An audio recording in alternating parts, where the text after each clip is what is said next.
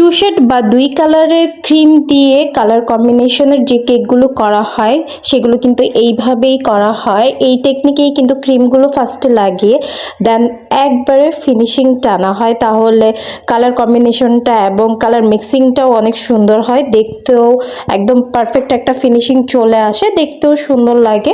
এই কেকের শেডিংটা কিন্তু বেশিরভাগই আমাদের বেবি শাওয়ারে করা হয়। আর এখানে একটা ভিনটেজ কেক ডেকোরেশন করা হচ্ছে, এটা 6B নজেল দিয়ে ডিজাইনটা করে নেওয়া হচ্ছে। ডিজাইনটা আপনার ইচ্ছা মতো। আর ভিনটেজ কেকগুলো কিন্তু এখন অনেক বেশি ট্রেন্ডিং, তাই এই কেকটা কিন্তু ট্রাই করতে পারেন আপনারা চাইলে। ভিনটেজ কেকের 6B নজেলের ডিজাইনটা কিন্তু খুব বেশি সুন্দর লাগে, প্লাস হচ্ছে 2D নজেল অথবা 1M নজেল দিয়েও করতে পারেন। আর এই কাজটা কিন্তু করা হয়েছে একটা ব্রাইটিং নজেল দিয়ে, দেন এখানে আবার ছোট্ট একটা 2D নজেল দিয়ে কাজ করে দেওয়া হচ্ছে। এখানে এখন লাস্টে আমরা একটা স্টার নজেল ব্যবহার করে কিছু ফ্লাওয়ার করে নিব। আর কেকটা আপনারা ট্রাই করলে কিন্তু অবশ্যই শেয়ার করবেন।